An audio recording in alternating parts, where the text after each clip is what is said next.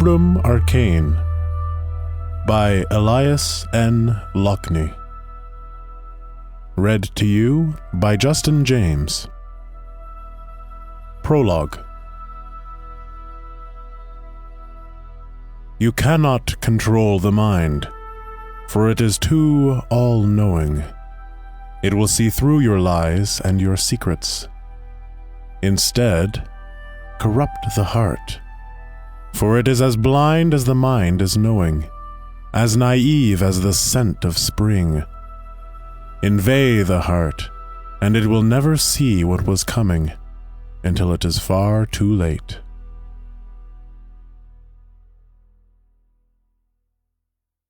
Inner Secrets. Act 1. 379.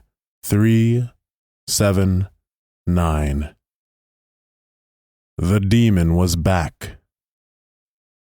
Treyek leaned back in his chair in that wearisome kind of way. The sigh that left his throat resounded in disharmony with the creaking from the chair. A strange pressure had implanted itself in his chest. Sometimes the demon came back. At night, always at night. It gently slipped into his head and lured the others, the smaller demons.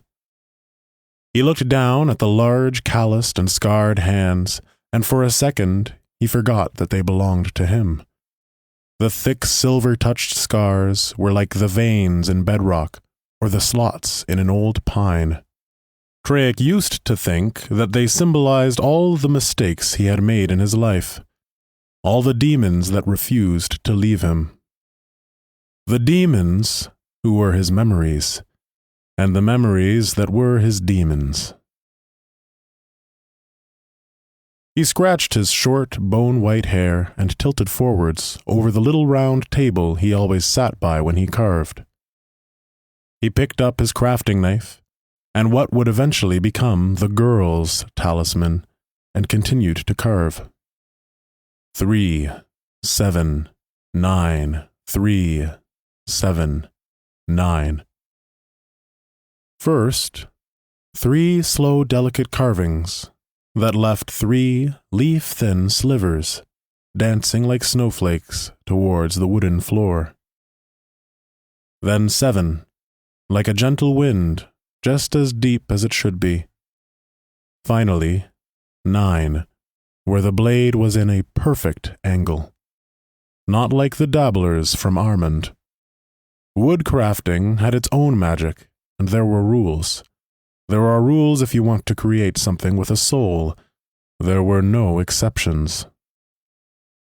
He was supposed to finish the chairs that Ingria had ordered, but the vigor was not there today. Treyek was an old man now, and the rust of time had made his back stiff, his fingers sore, and his joints shaky.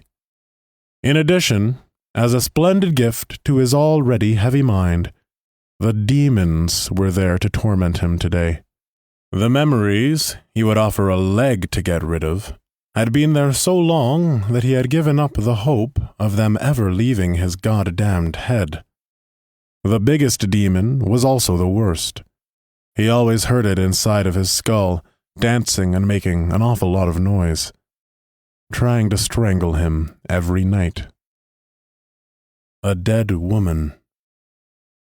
The memories of her fixed eyes like sapphires in a sea of blackness. The beautiful, beloved woman he had once had by his side. The only one he would move mountains and empty all the rivers in the world for. Except the girl, of course. For her, he would ensnare the very stars. It was a cloudy day, and waves of fog slowly heaved themselves between the gap of the 2 mountains across the valley. Treyek watched from the cabin window. His eyes followed the road down to the narrow valley. The village houses forced themselves onto the beautiful landscape like ticks, like pocks on the leaves of a diseased birch. For some reason, Treyek hated that view. The road wound its way further up on the other side, between the mountains, and disappeared into the distance. This day it was impossible to see, even if Oya from the village tried. The demon continued to dance in his house, still whistling that melancholic melody. The pressure over Treek's chest had become more intense, and it seemed difficult for the lungs to take in enough air. A tingling, like small vibrations, shot out of his chest.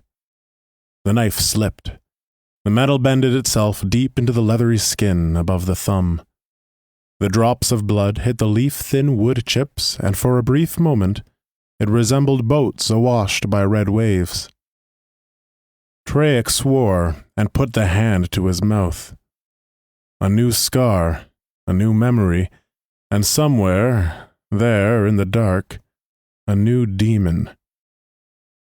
Where did I put that damned ointment?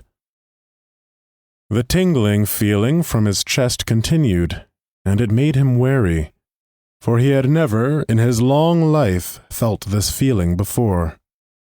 He kept muttering curses to himself.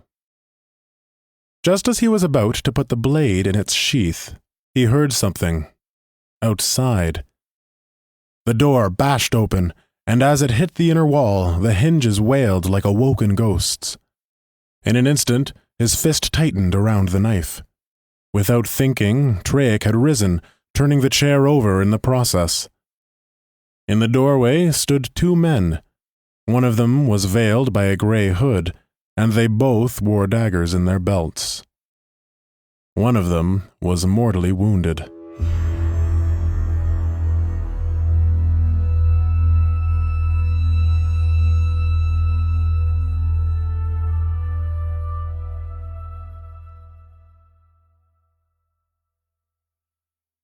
Thank you for listening to the Invictus stream. If you have enjoyed this story, please support the author by following the links in the description below. For more narrations, and to hear the next installment of Rubrum Arcane by Elias and Lockne, be sure to subscribe to this YouTube channel and follow us on Twitter @InvictusStream.